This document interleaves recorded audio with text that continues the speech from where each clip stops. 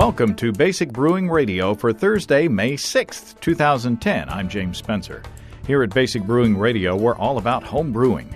With this week, James Altwies from Gorst Valley Hops tells us about his company and how it's bringing commercial hop farming back to Wisconsin with the help of a group of small farms.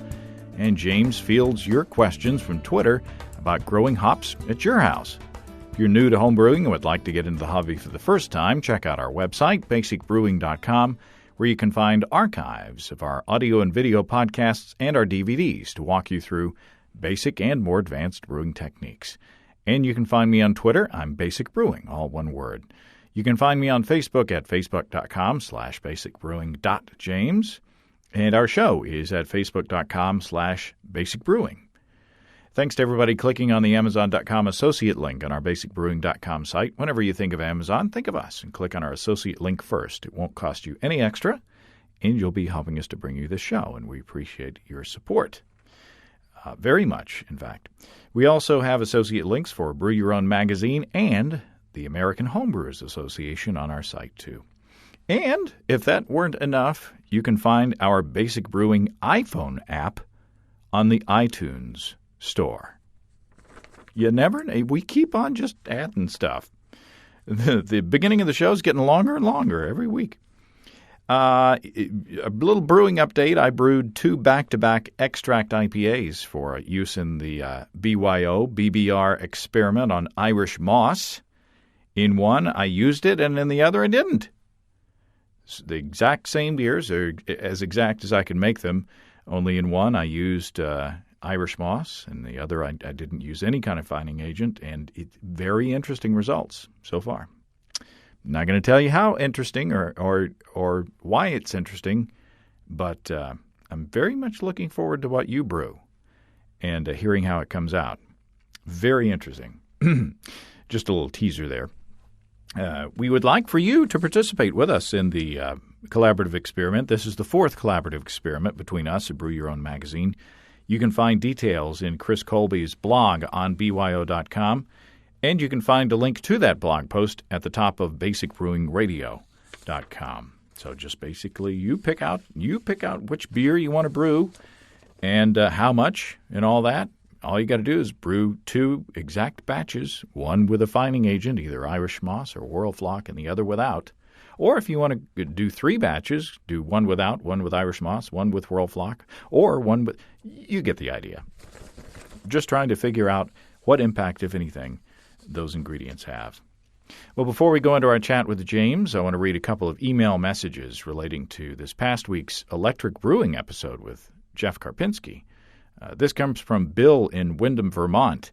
He says, I enjoyed the Electric Brewing episode. I've recently started brewing all electric in the basement using 2 1,000-watt bucket heaters. 2 additional advantages of electric brewing: no roar of the propane cooker for 90 minutes, and electric can be automated with a timer. I use 2 20-amp circuits with timers to start the hot liquor tank 90 minutes before I wake up. Makes for a shorter brew day if I collect the water and grind my grains the night before. I find this process much less stressful. There you go. This one's from Gareth in Essex, England. Gareth says, I thought you'd be interested to know that here in the UK, an electric boiler is a very common thing. I get that impression by the comments on Facebook and stuff. In fact, Gareth says, homebrew stores here often will sell a plastic bucket with 1 or 2 elements already fitted. The 2 common commercial examples here are the Electrim and Brewheat boilers, which they sell along with a grain bag and a thermostat so you can mash in them using the brew in the bag system, and then just remove the bag and turn up the heat to boil. There you go. And Gareth continues later in his email. He says, your guest on the show made a very valid point. It is fantastic to brew indoors. I set up in my kitchen and can walk to the living room to watch the cricket or football, in parentheses soccer, while the boil is taking place. One thing that I should mention, though, is that once I tried to use pellet hops, and they coated my element and caused it to cut out intermittently as it overheated. The elements that I use have a thermal cutoff switch, and the hop matter coating the element was causing the element not to make proper contact with the wort, which in turn caused it to overheat and cut out mid-boil. Very frustrating. Gareth says, I've since switched back to whole hops, and I have no more problems. In fact, since adding a wort strainer to my kettle, now the whole flowers form a filter and keep a lot of the break material out of my fermenter. Well, there you go. Jeff didn't mention anything about hops, whole hops versus pellet hops and the differences there.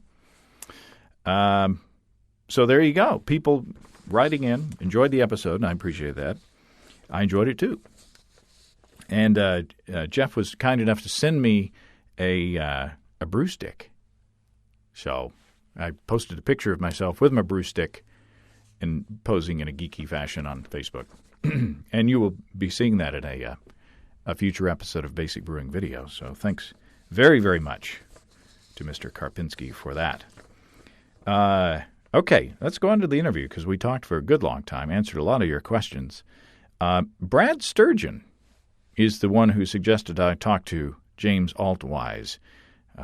His company, Gorst Valley Hops, is reintroducing hops into Wisconsin. They were grown there a long time ago, not anymore up until recently. And so James is reintroducing hops into Wisconsin and using some interesting techniques and business strategies to do so. James Altwies, welcome to Basic Brewing Radio. Yeah, thanks for having me. Now, you are a horticulturist and the director of Gorst Valley Hops up in Wisconsin, correct. Right? Yep. Mazomanie, Wisconsin. Give us a little background on your company. Well, it was started out of frustration, really.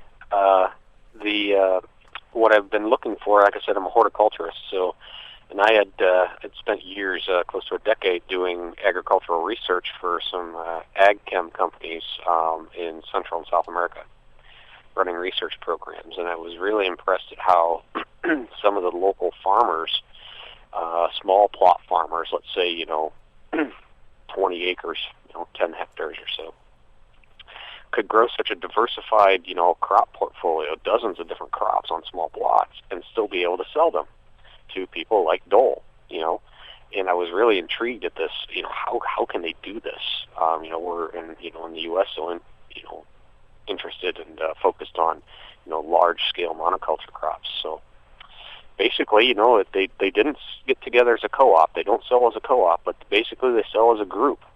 And one out of their crew, all that person does is make sure everybody's growing to the right standards, and then when the crop is sold, all the cantaloupes are sold, let's say, to one large company, then everybody splits up the profits.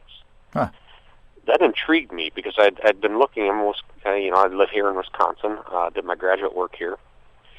I'd been looking for a high-value crop we could grow on small marginal acreage that some of our farmers have that just, you can't put into dairy or, field row crops.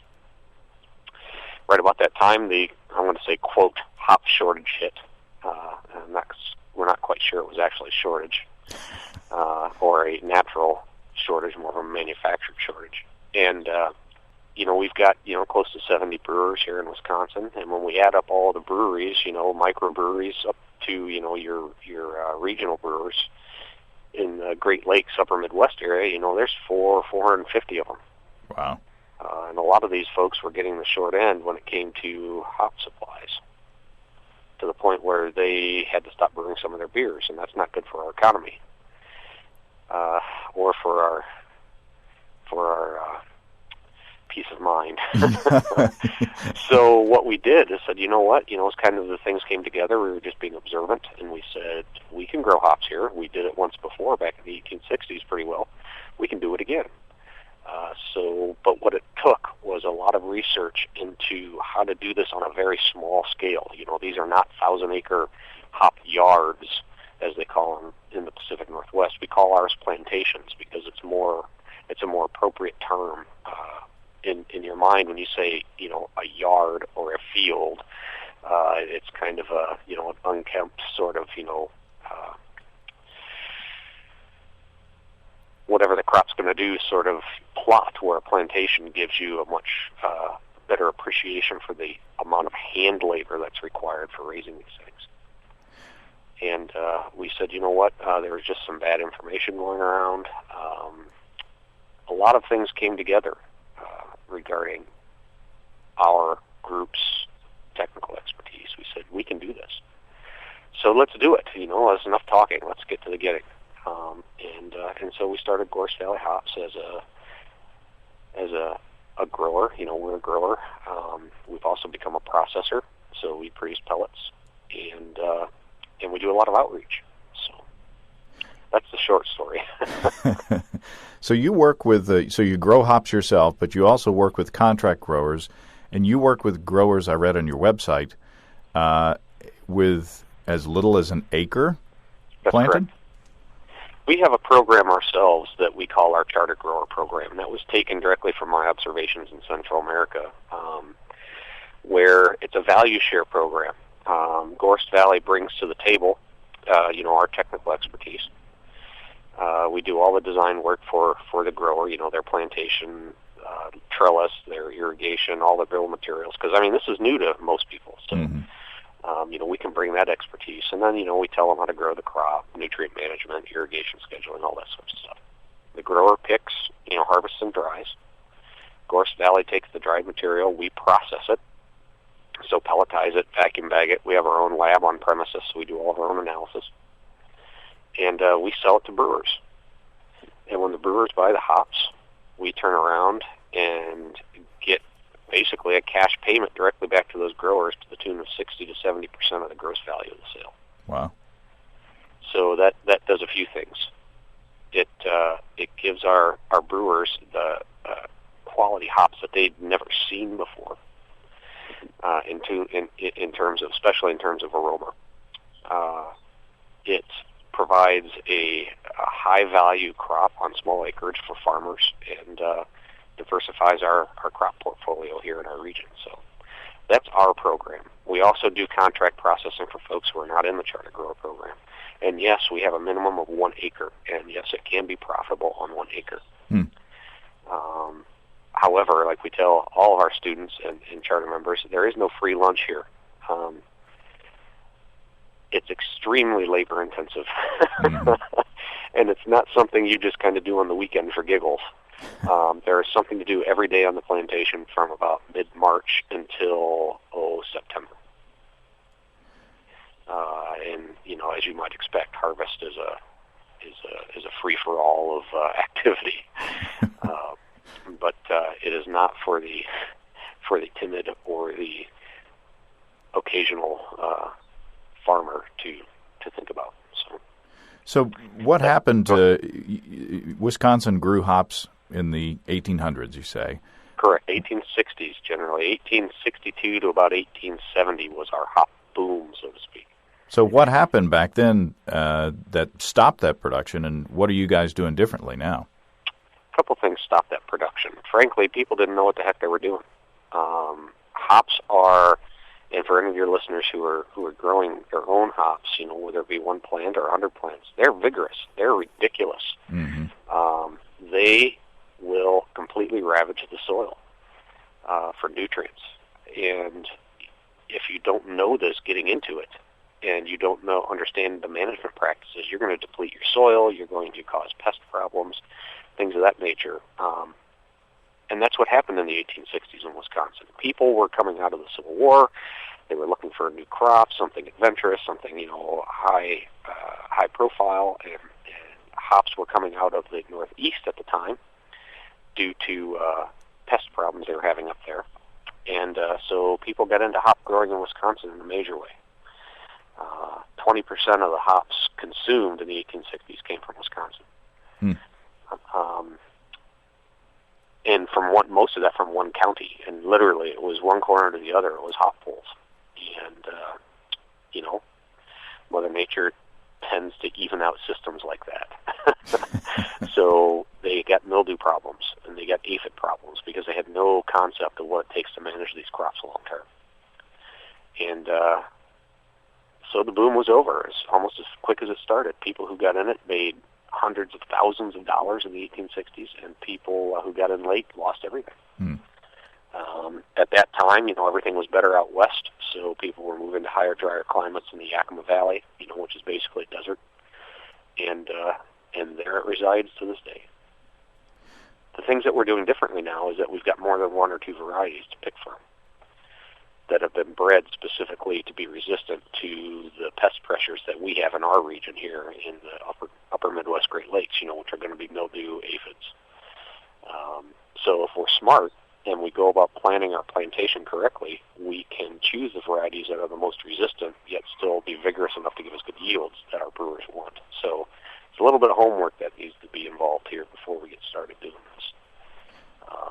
We also have a much better understanding of the plant itself and really what it's going to require nutrient and water-wise, such that we do not accidentally or unknowingly put those plants in a position to be compromised by pests. Yeah, I can tell from my experience here in Northwest Arkansas over the past few years, a hop variety is not necessarily a hop variety as far as what they will tolerate as far as the climate goes. I mean, for instance, my Cascades do pretty well, but my European varieties, they don't like the heat so much. Yes, and actually that's exactly right. What we tell people is we say Cascades will grow in a closet, and and the noble varieties,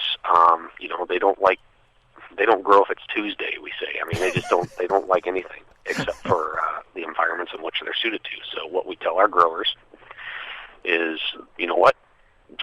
Let's let the Europeans grow what they're good at. We're going to grow what we're good at. And so as a result, we've got maybe one or two European type varieties that tolerate our climate, like Pearl or East Kent Golden. But other than that, Halatar and Tentnang and all these other, Saws, leave those to the Europeans. Yeah. Yeah, I think I just don't have the heart to dig them up. And so well, and frankly, James, with the scale that we're talking, I think they can probably languish for a few years and you'll get some cones off of them. Huh.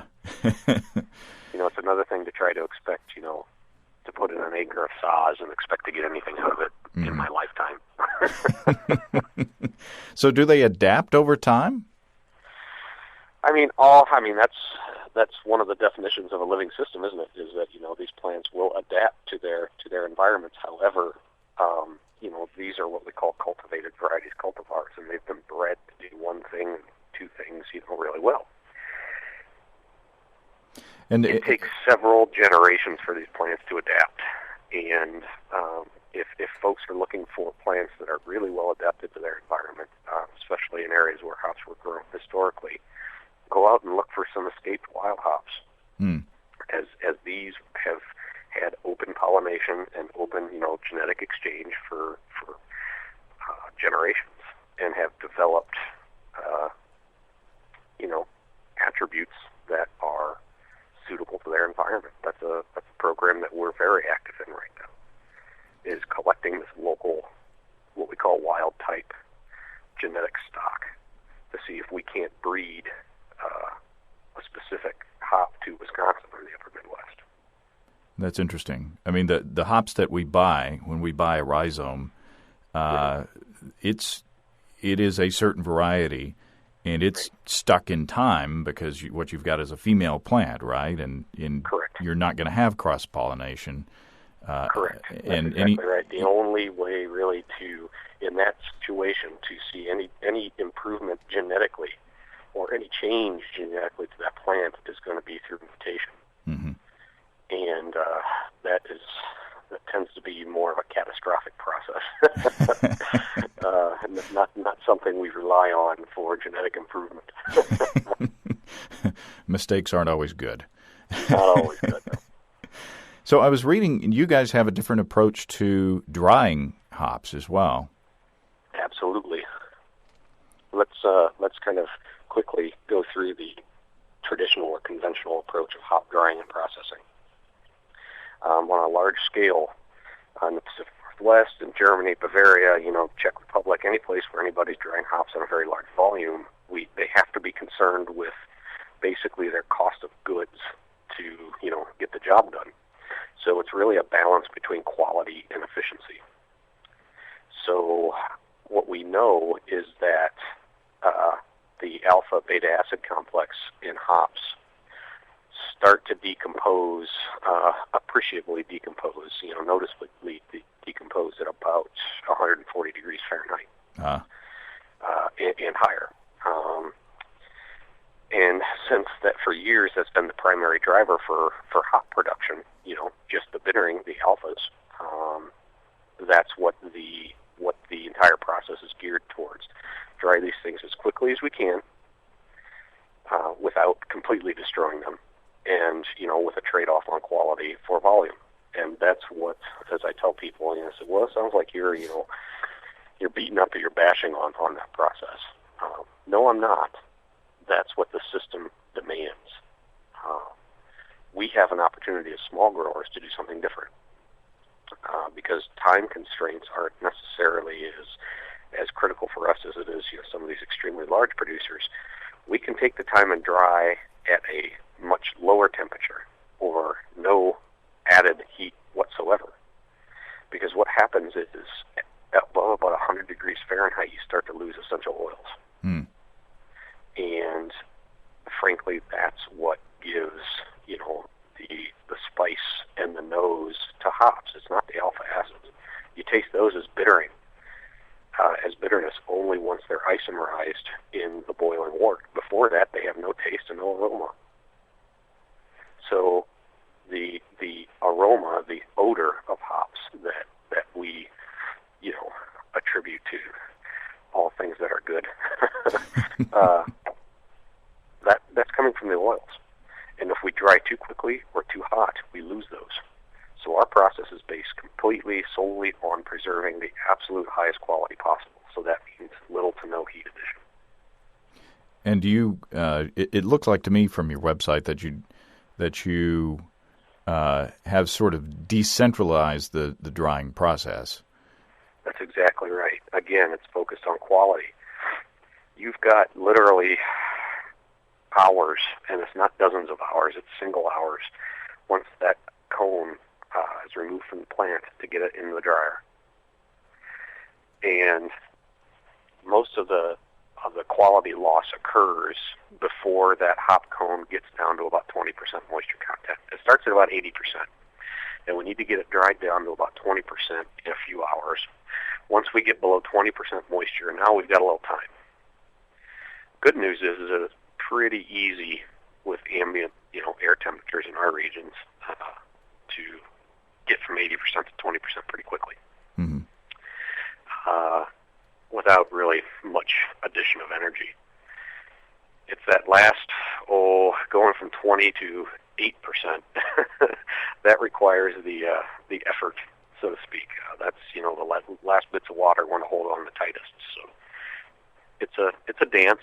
It's a dance between adding a little heat if it's, too humid that day, or dehumidifying if we can, to draw out those last bits of moisture. We encourage this to be done on farm because, frankly, as a 1 or 2 acre grower, you can't harvest and expect to haul those cones somewhere to be dried centrally. The logistics don't work to preserve quality. You're going to end up with a composted mess. So all of our charter growers are required to harvest and dry on farm. And so far it works out well. So how do you, if you've got all these growers with all this control, how do you maintain consistency in your product across the board? We have very strict guidelines for production, and they're very, very clearly written. And it's our job as basically the technical advisors to the growers to make sure they're on the ball and they're taking the data and they're being observant to make sure that there aren't any issues. So we have a very detailed logbook that growers are required to, enter data in for everything from, date of emergence and percentage in the spring to, pest scouting reports to irrigation reports to weather reports. All those sorts of data are collected. And then during the harvesting and drying process, it's the same sort of scenario. There's an oast log, the hop dryer is called an oast, and so they're required to, log the ambient temperature, how much temperature and the heat are they adding, if any, how long does it take, these sorts of things. And then we have very clear acceptance criteria for hops once they're brought into the facility for processing. If they don't meet those minimum criteria, they're rejected. Simple as that. Like we said, it's a value share. We're sharing the reward, but we're also sharing the risk. And the way I tell it to our growers is, look, if I don't make you successful, I don't get paid either. So it's in my best interest to make sure you're on the ball and producing the highest quality you can. So we're on a limited time here this morning, so I want to I want to make sure that we cover as much ground as we can.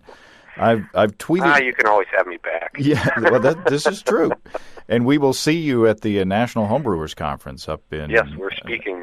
I'm speaking on a topic, basically, hops in the home brewer, and then one of our owners, Joe, he's a chemist.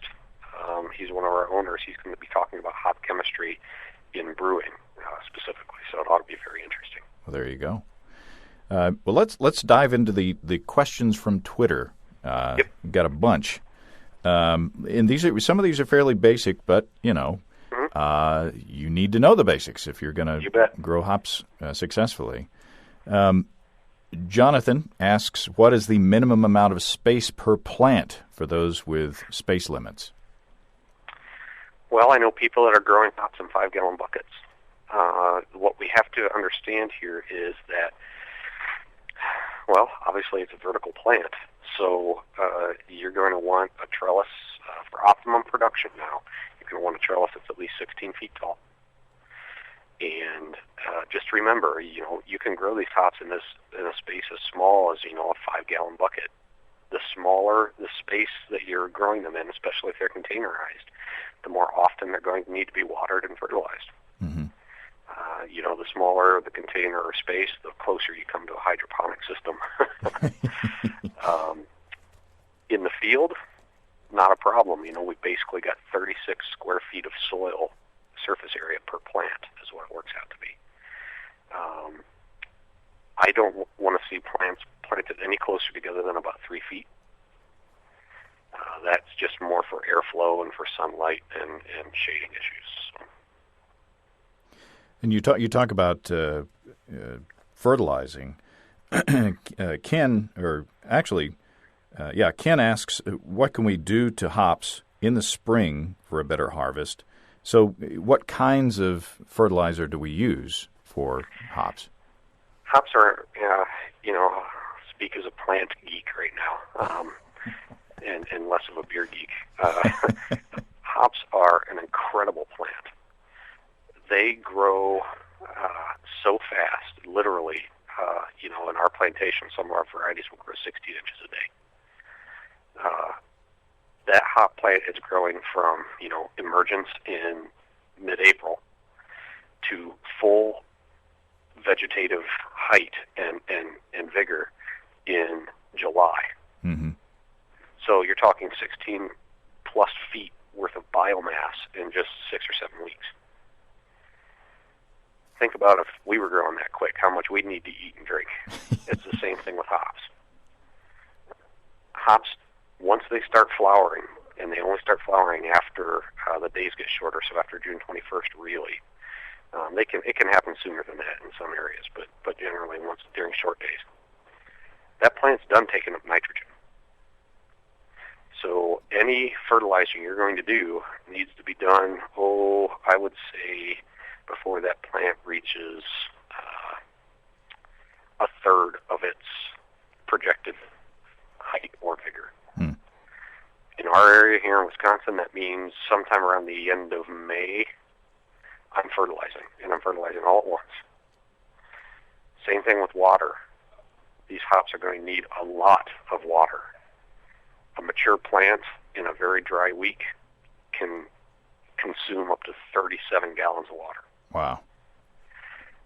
That doesn't mean you need to add that much, but you could easily have to add half that much. So if we're looking for fertilizer, what do we look for on the label?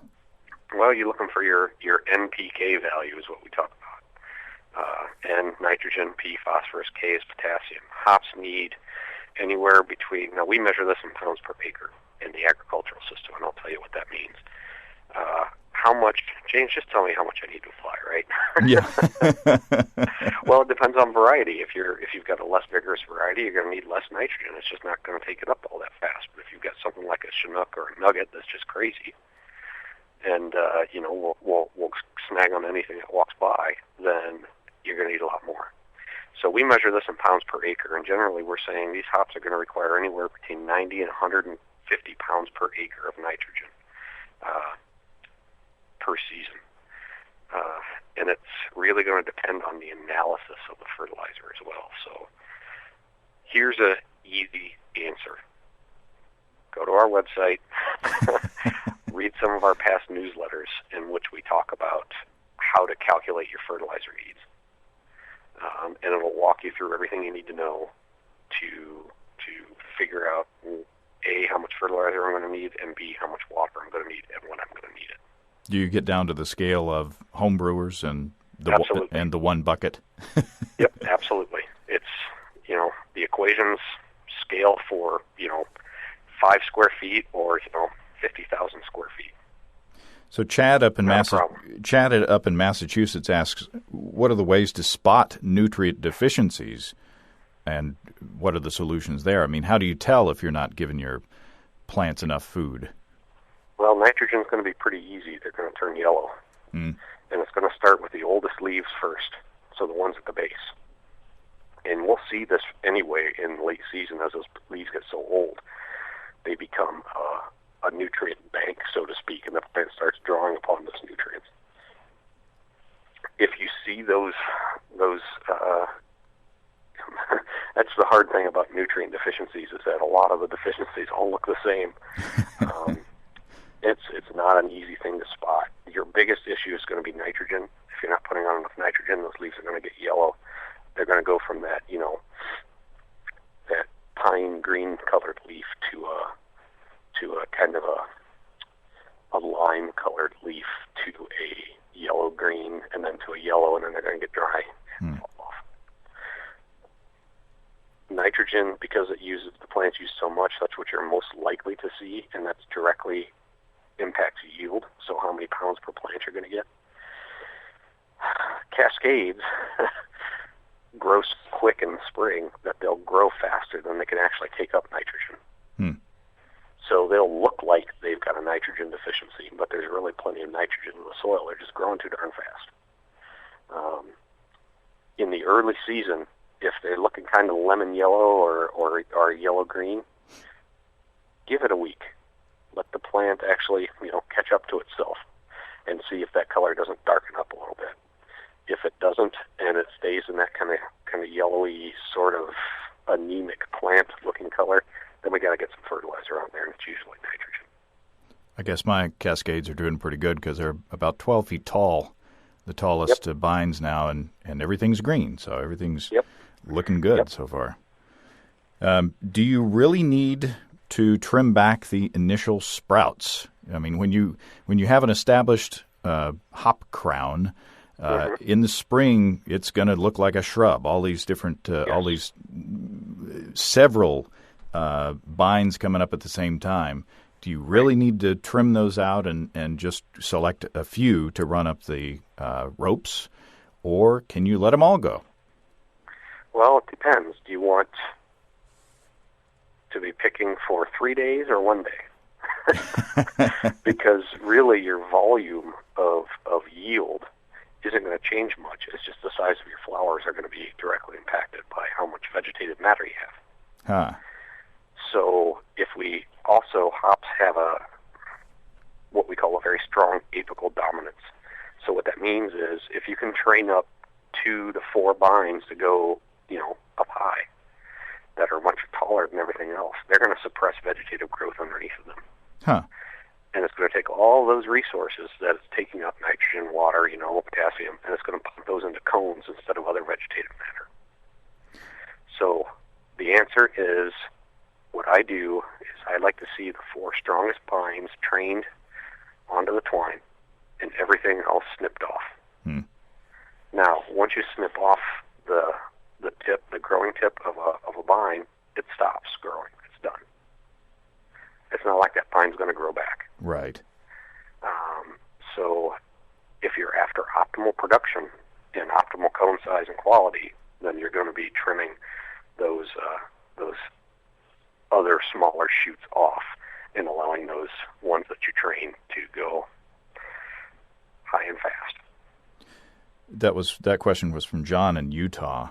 And Robert, up in your neck of the woods, up in central Wisconsin, asks, should you cut back the bines to get a later harvest to delay collecting cones in hot weather? Well, I mean, the hot weather really isn't going to be impactful at all. And based on the length of our growing season here, I would not be cutting back any vines on a 1, 2, 3 plant basis. You know, if I've got a half an acre I need to synchronize, then I might think about it. But at most, you're only going to delay that plant about 10 days. Huh. So, not to mention all of those nutrients and resources that it puts into growing those vines, you're going to cut them off, and you're going to require that plant to go out searching for more resources. So not only will you delay your harvest, you're also likely to reduce your yield. So, go ahead. So Tim in Pennsylvania asks, how do you tell when hops are ready to pick? I mean, if you, like for instance, I've gotten 2 harvests off of my Cascades because the cones, seem like they're ready to pick from, what the criteria I've read. And so Sure. I go ahead and pick, and then later in the season I get another harvest. Right.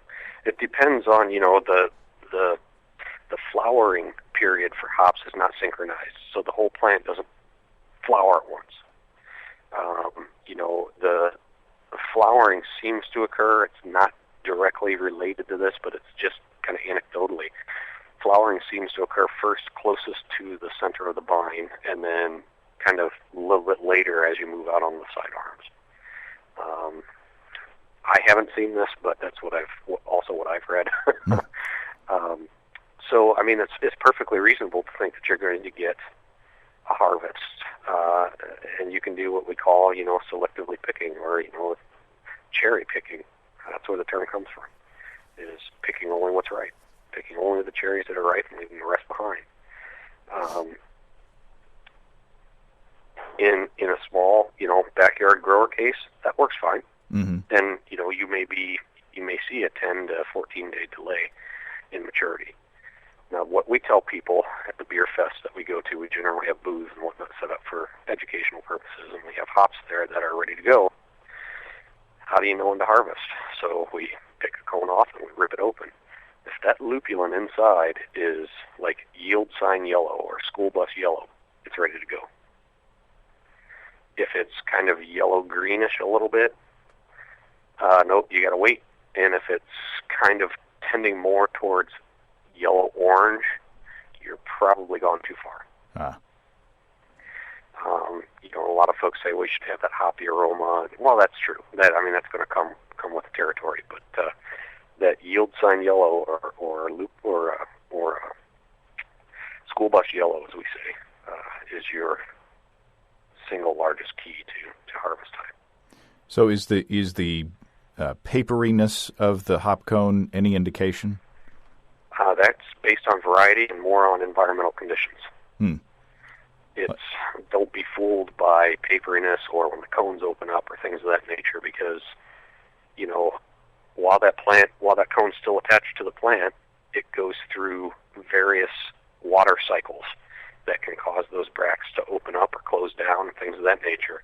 That's based on time of day, it's based on humidity, temperature, things like that, so don't be fooled. Some of the cones, like Nugget, are generally very, very dense when you harvest them. Some other ones, like Newports, even though they're high alpha, they have a very, very opened flower structure, so those bracts kind of peel back, and you get kind of a big, light, fluffy-looking cone. So the lupulin doesn't lie, though. So is it okay if the tips of the cone leaves get brown? That's probably going to happen regardless. That's, as that flower ages, it doesn't have much of a waxy cuticle, and especially in windy areas, you can get what we call tip burn due to high wind. Mm-hmm.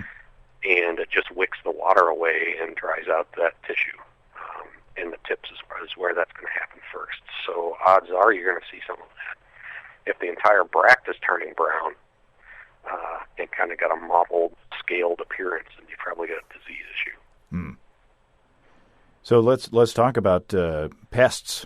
We got a question again from John in Utah talking about dealing with aphids and other pests. We have Sure. Japanese beetles down here that really devastated me last year for the first time. Right.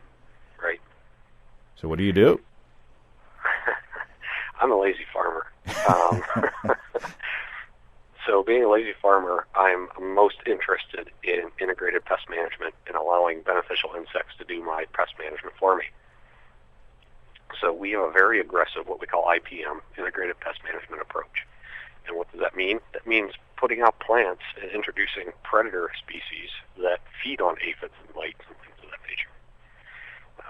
Lady beetles are voracious aphid eaters. Mm-hmm. Both the American domestic and the Asian lady beetle. All forms of the lady beetle, including the larvae, eat aphids.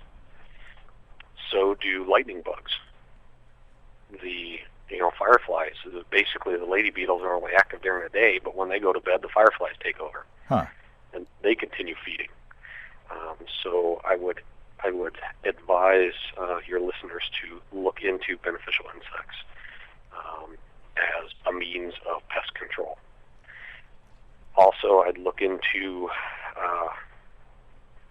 then I'd go to what we call the less than toxic chemical applications if you have pressure that's so heavy it's going to wreck everything.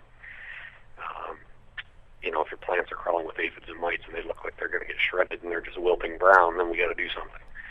So first look to our less than toxic compounds. A lot of these are, natural or registered organic or things of that nature.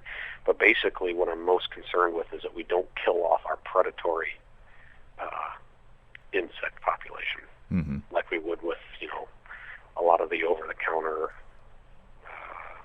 hardware store-type broad-spectrum insecticides. If that doesn't work, then you got to go to the big guns, and get you something that is safe for consumption. Not an ornamental insecticide. You're looking for a fruit and veggie insecticide. Right.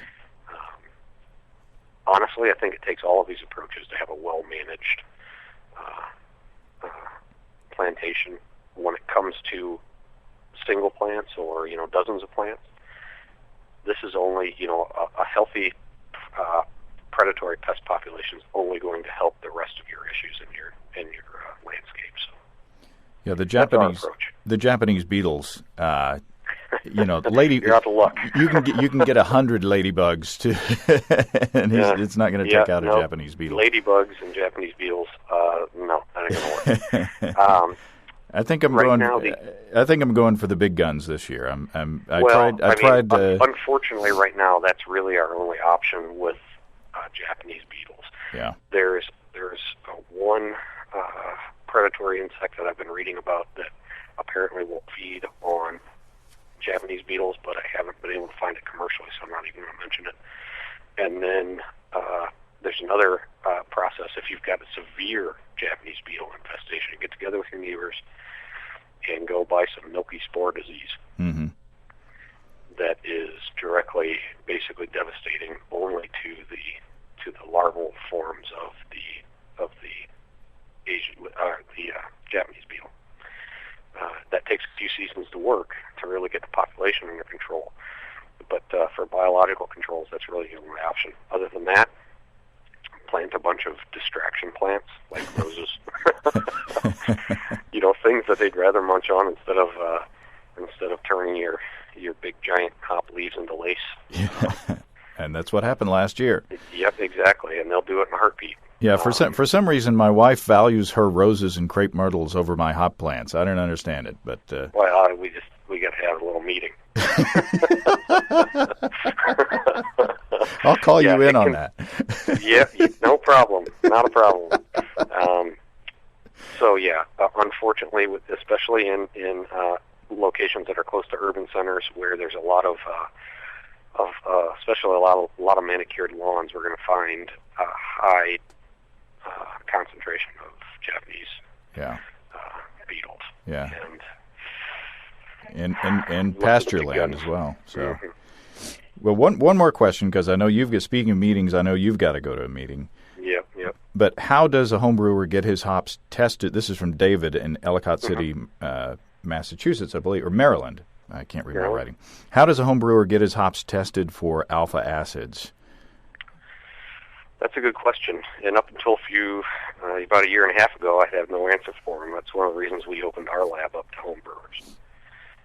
We will test alpha, beta, and oil content on home brewers' hops. If you're only looking for alpha, beta, I only need,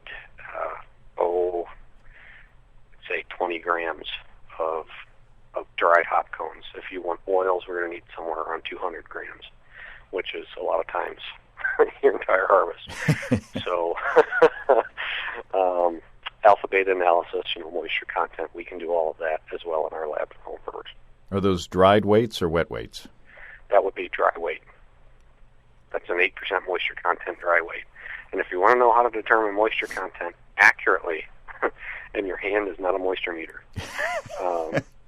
again, Dan, our engineer, wrote a series of articles in our newsletter on our website that details how to accurately measure your hop moisture content fairly easily using a kitchen scale and a microwave, basically. So I suggest your listeners check that out. Well, cool. Well, I will put a link to your website in the description of this episode on basicbrewingradio.com. And I appreciate your taking time, and I look forward to seeing you in Minneapolis. We'll be there. We're going to have fun. Thanks, James. Great. Thanks for talking to me. Well, thanks again to James. The website for Gorst Valley Hops is GorstValleyHops.com. Strangely enough, that's Gorst Valley Hops. But if you don't know how to spell it, look at basicbrewingradio.com. In the description of this episode, I'll post a link to that site, Gorst Valley Hops, and we look forward to seeing the Gorst Valley guys up at the Home Brewing Conference in Minneapolis in June, which is getting closer all the time. Hope to see you there, too. If you have brewing questions in the meantime, show suggestions, or just want to say howdy, write to james@basicbrewing.com, or just fill out the contact form on basicbrewing.com. And please don't forget to tell us where you're from. We still got just a handful of our brewers' logbooks in the closet, in the pantry. We've also got Reinheitsgebot is a 4-letter word shirts on our shop as well. You can check out our homebrewing DVDs on our website, Introduction to Extract Homebrewing, Stepping into All-Grain, Low-Tech Lagering and Decoction Mashing, and Introduction to Wine Kits. We've got combo deals to save you a couple of bucks if you want to buy more than one DVD at a time. In addition, you can see a listing of the fine folks across the country who sell our DVDs on basicbrewing.com. And if there isn't a vendor in your area, you can order them online in our online shop at basicbrewingshop.com. Thanks to everybody who's continued to click on our Amazon.com link. We appreciate the support there. Our featured products this week that were purchased through the link are Motorcycle Chain Breaker and Riveting Tool and Making Artisan Gelato, 45 recipes and techniques for crafting flavor-infused gelato and sorbet at home. Yum. Thanks again, everybody. Remember, I can't tell who bought what, so no worries there. Just click on the Amazon.com logo on our site the next time you feel like Amazon shopping. We greatly appreciate your support. Lots of stuff to choose from for our little list this week. Hard to pick. You can also join the American Homebrewers Association and subscribe to Brew Your Own magazine through the links on our site, too. That's all until next week. Until then, thanks for listening, everybody. I'm James Spencer. Production help for Basic Brewing Radio and our website is provided by our buddy Kelly Dodson. Basic Brewing Radio is a production of Active Voicing. We'll talk to you next time, everybody. So long.